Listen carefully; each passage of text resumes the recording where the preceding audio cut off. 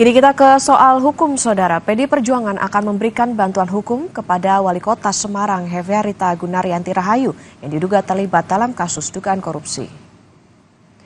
Politisi PD Perjuangan sekaligus mantan Gubernur Jawa Tengah, Ganjar Pranowo, angkat bicara terkait penyelidikan dan penggeledahan yang dilakukan KPK terhadap Wali Kota Semarang, Hevearita Gunaryanti Rahayu. Ganjar menyebut Mbak Ita, yang juga kader PD Perjuangan, akan mendapat bantuan hukum dari partainya.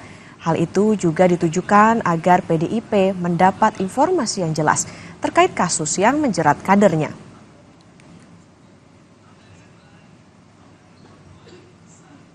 Sudah seperti itu prosesnya mesti diikuti, kan nggak bisa menolak. Jika siapkan pengacaranya, saya kira partai mesti membantu agar kemudian kita tahu apa di insuransi sebenarnya. Saya kira prosesnya mesti diikuti dan saya berharap ada bantuan.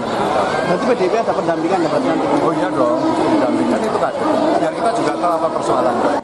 Yang juga jadi sorotan di Sapa Indonesia Pagi, Saudara, panitia seleksi calon pimpinan KPK selesai melakukan seleksi administrasi terhadap capim dan calon anggota Dewas KPK.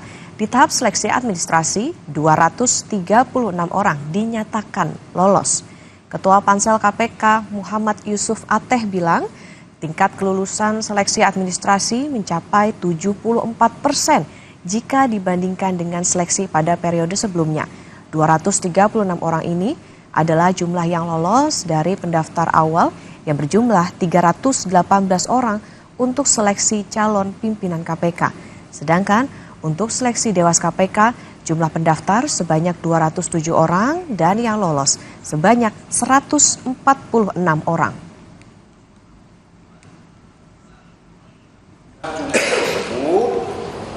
Setelah hasil seleksi yang dinyatakan lulus untuk capim KPK itu sebanyak 236 orang atau 74% dari seluruh pendaftar calon pimpinan KPK.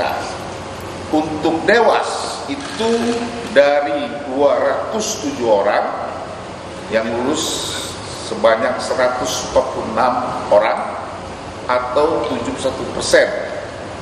Kalau kita bandingkan pendaftar yang lulus pada seleksi calon pimpinan periode sebelumnya, ini terjadi kenaikan baik secara jumlah maupun persentase.